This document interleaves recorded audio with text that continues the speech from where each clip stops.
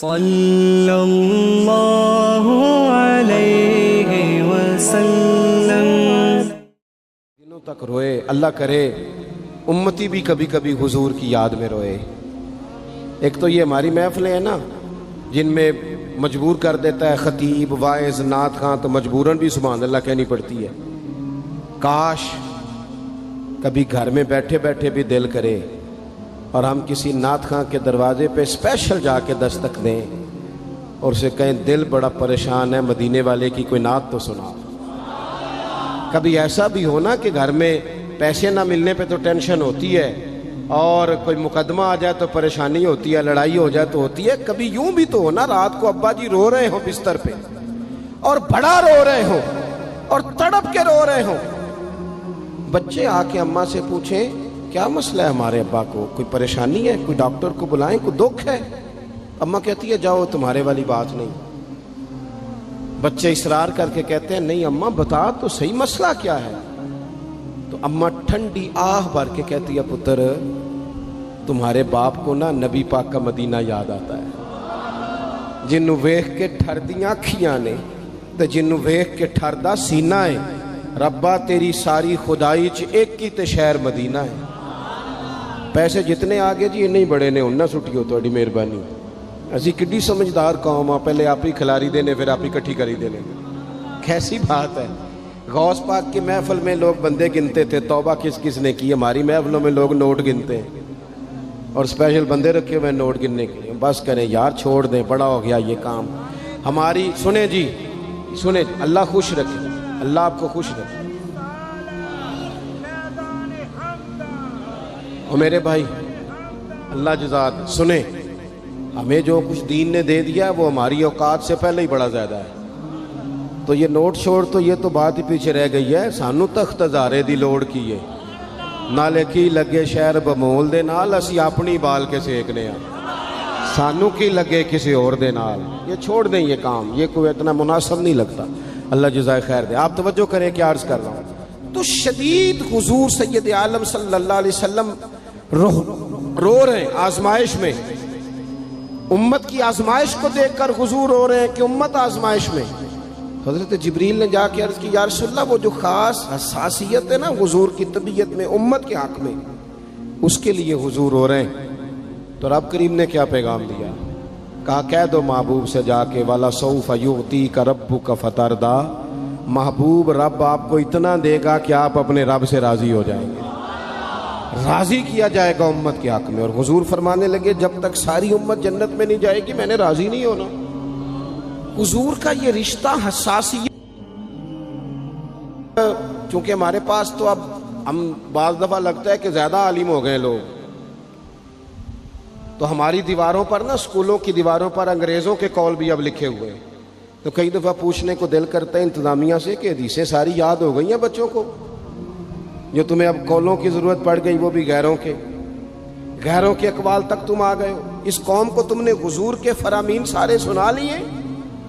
او خدا کے بندو، حضور نے تو اتنا حساس کر کے یہ رشتہ بتایا ہے کہ باریک باریک نقطے بھی سمجھائے، یہ کام نہ کرنا دوزخ میں چلے جاؤ، یہ کام کرنا تمہارا فائدہ، ایک ایک بات کھول کے بیان کی۔ امت کے پاس ٹائم ہی نہیں ہے حدیثیں پڑھنے کا، وقت ہی نہیں ہے۔ ہمارا تو مزاج بن گیا نقطے سننے سنانے کا، نقطے۔ وہ ہمارا نقیب محفل اسٹیج پہ بھاگ کے ادھر جاتا ہے، پھر بھاگ کے ادھر آ جاتا ہے۔ وہ کیوں لگا کہتا میں جملہ دین لگا۔ او خدا کے بندے تو جملہ رہن دیکھا، تو کوئی آیت دے، تو کوئی حدیث پاک پڑھ۔ وہ پھر وہ بعض اوقات میں تو چونکہ کمزور سا بندہ ہوں تو وہ جب 50 کو دفعہ کہتے ہیں نا تیار ہو جو جملہ دین لگا، تو ایسے لگتا ہے جملہ نہیں آئے گا کوئی ایٹم بم بھی آئے گا۔ بھائی تو دے دے جو تو نے دینا، اتنا پریشان تو کس بات کا ہو گیا؟ اور پھر سارے کہہ رہے ہیں جتنے آئے، نقیب، نعت خواں، خطیب، سب کہہ رہے ہیں سارا قرآن حضور کی تعریف ہے۔ تو پھر پڑھنا چاہ رہا ہے تو بھی تو پڑھ، کوئی بھی نہیں رہا، کہی جا رہا ہے اپنی زندگی کے اندر۔ حضور نے جو ہمیں اسباق دیے، جمعے والے دن ٹائم پہ مسجد جایا کرو۔ مولوی نکمہ بھی ہو نا میری طرح کا، آپ وقت پہ جائیں گے تو وہ جلد تیاری شروع کر دے گا۔ آپ آخری 10 منٹ جاتے ہیں تو وہ کیا مولانا دیواروں کو تقریر سنائیں؟ تیاری کریں، حضور کے فرامین سنیں، اور نبی پاک صلی اللہ علیہ وسلم نے جہاں جہاں ہمیں اسباق پڑھائے ہیں وہ اس رشتے کی حساسیت کو دیکھیں. چونکہ حضور نے بڑا حساس رشتہ بنایا امت سے، تو پھر امت کے دل بھی حضور کے حق میں بڑے حساس ہیں. اپنے مزاج کے لحاظ سے نا نرم طبیعت کے آدمی حضرت صدیق اکبر. کچھ لوگ نرم ہوتے ہیں نا بیچارے، جو گیا مان لی، جو گیا مان لی، ان کو لوگ تنگ بھی بڑا کرتے ہیں. یہ بھی میں آپ کو بتا رہا ہوں. وہ جس بندے کا پتہ ہوتا ہے نا کہ جناب اس کے پاس گئے تو یہ اکثر تارے شاٹ بھی رہتی ہیں، تو وہاں ذرا جاتے بھی لوگ تھوڑی احتیاط کرتے ہیں. حضرت ابو بکر صدیق طبعاً نرم طبیعت کے تھے، کشادہ روئی، خندہ پیشانی مزاج کا حصہ تھا. وہ دیر تک صبر کرنے کے عادی تھے. لیکن ایک دن ان کے والد آئے جناب ابو قحافہ رضی اللہ تعالیٰ عنہ، بعد میں انہوں نے کلمہ پڑھا. وہ ایک دن حضور کی بارگاہ میں شکایت لے کے آئے. اب کسی اس بندے کی شکایت آ جائے نا جس کی توقع نہ ہو، جس سے توقع نہ ہو. کسی نے کہا تھا نا کہ تجھ سے شکوہ نہیں بے وفائی کا، پر تجھ سے امید بے تحاشا تھی. تیرے اوپر امیدیں بڑی تھیں، تو نے یہ جو کام کیا نا یہ تھوڑا عجیب لگا ہے، تجھے نہیں کرنا چاہیے تھا. کوئی اور کر دیتا تو چلو بات اتنی سخت نہیں تھی، تجھے نہیں کرنی چاہیے تھی، تیری بنتی نہیں. حضرت صدیق اکبر طبی طور پر نرم آدمی، لیکن ان کے والد آئے حضور کی بارگاہ میں، اور بزرگ ہیں اور نابینا ہیں اور لاٹھی تھامے ہو، اور انہوں نے بڑی عجیب بات کی. کہا یا رسول اللہ حد ہو گئی، آج تو ابو بکر صدیق نے مجھے تھپڑ مارا ہے، تھپڑ مارا. یہ ابھی وہ مسلمان نہیں تھے. شکایت آئی، کریم محبوب علیہ السلام کے گرد جتنے لوگ کھڑے تھے محو حیرت ہو گئے کہ ابو بکر صدیق یہ کام کریں گے. حضور نے فرمایا بلاؤ نا جناب صدیق کو. حاضر بارگاہ ہو گئے، ہاتھ باندھے، نظر جھکائی ہے. حضور نے فرمایا ابو بکر لوگوں کو تو یقین ہی نہیں آ رہا، تم نے تھپڑ مارا باپ کو. خاموش کھڑے، خاموش. کریم نے فرمایا ابو بکر سن رہے ہو میں نے کیا کہا، باپ کو مارا ہے؟ چپ کھڑے. تیسری دفعہ حضور نے فرمایا بولتے کیوں نہیں؟ انہوں نے نا گردن اٹھائی، آنسو ٹپ ٹپ داڑھی پہ گر رہے. رو کے عرض کرنے لگے یا رسول اللہ باپ سے کہیں خنجر لے کے میرا گلا کاٹ دے، میں سی نہیں کروں گا، پر اس نے نا آج آپ کے بارے میں بات کی ہے، آپ کی شان اقدس کے بارے میں کچا جملہ بولا ہے، آپ کے بارے میں کمزور بات کی ہے. یا رسول اللہ میں سارا کچھ سہ سکتا ہوں، پر آپ کا اور میرا رشتہ. حضور آپ کی اور میری بات تن تندور تے ہڈیاں بالن، اسی ہاواں نال تپایا، کپ کپ مکیاں پیڑے کیتے، اتوں عشق پلیتھن لایا، تن دا سالن تے من دی ہانڈی، لون صبر دا پایا. غلام فریدہ میں ساری تیری، تین وجہ یقین نہیں آیا؟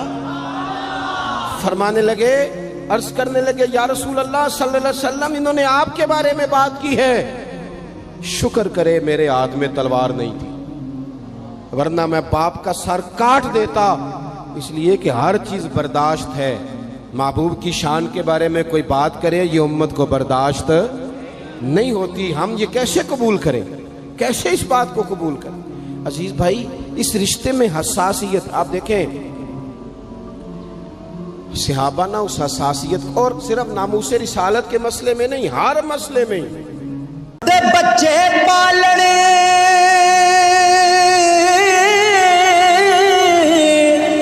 سوکھے ہوں گے تے اوکھے پالن ماپے، کہ پچھلی عمریں اس نکتے دی وہی سمجھ آ جان دیا پہ، پچھلی عمریں اس نکتے دی کہ سمجھ آ جان